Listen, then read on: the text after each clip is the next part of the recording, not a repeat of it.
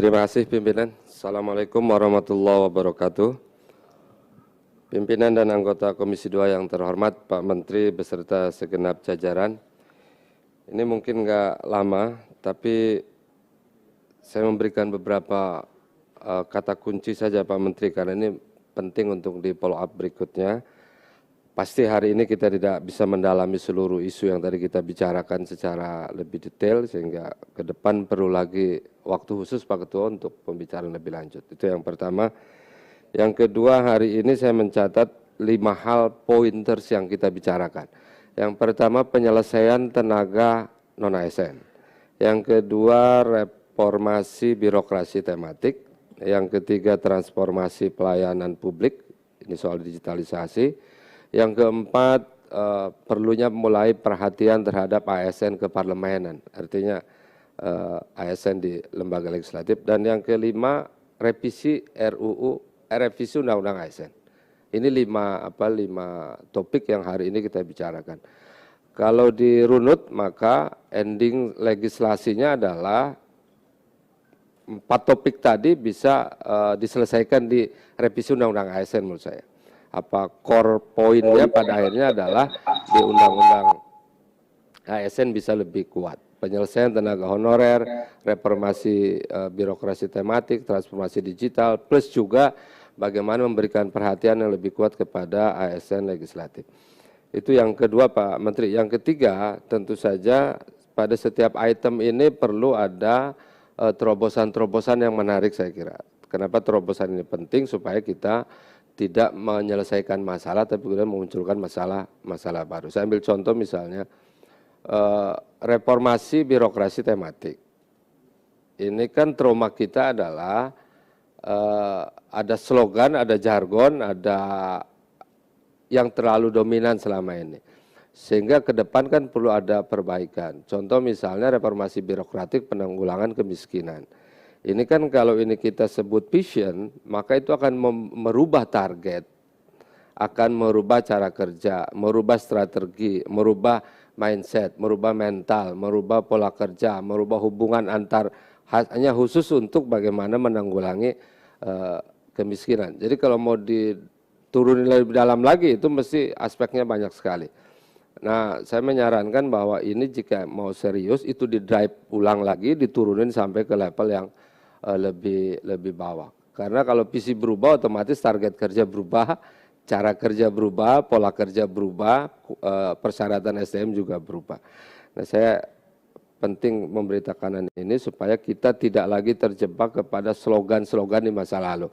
Kayaknya kalau dulu kan gampang sekali Pak Menteri. Oh, kita mau bikin apa? Pokoknya pariwisata maju. Wah, Indonesia maju pariwisata. Tapi di bawah di prakteknya nggak nampak.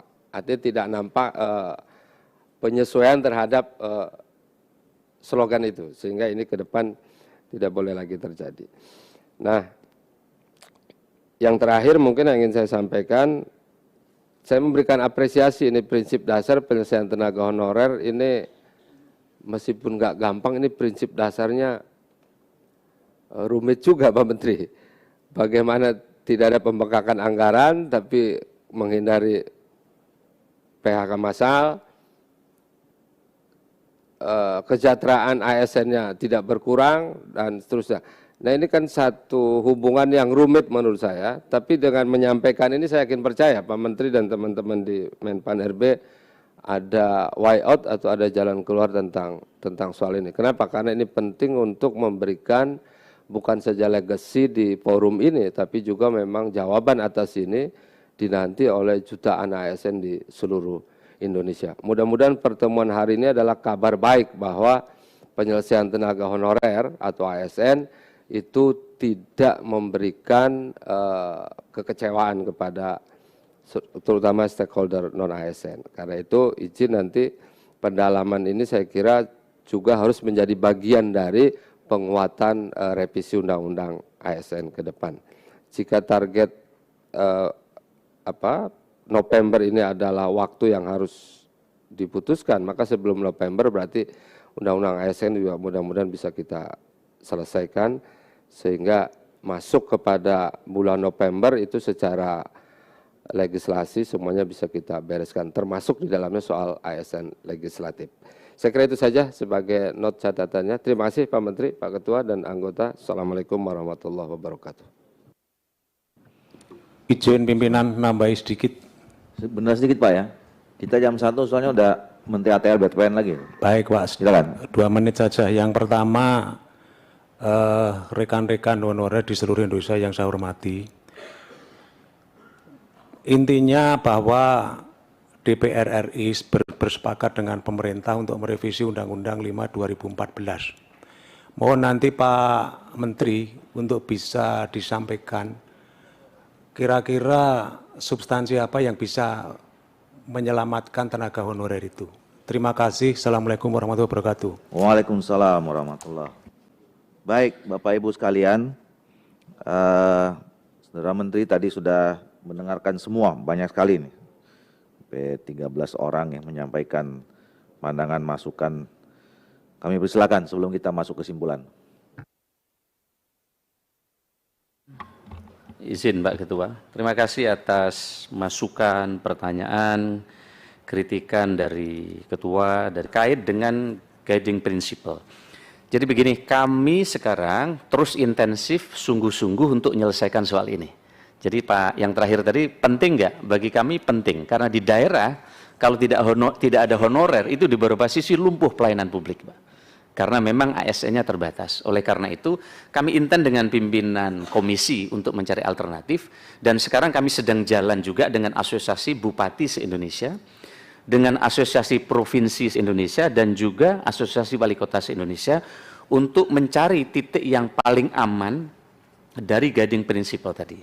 Sehingga dengan demikian, Bapak sekalian, kami terus akan berupaya mencari titik yang paling pas penyelesaian sesuai dengan rekomendasi dan masukan anggota Dewan tadi. Tidak ada pembengkakan anggaran, tidak ada PHK massal, dan juga tidak ada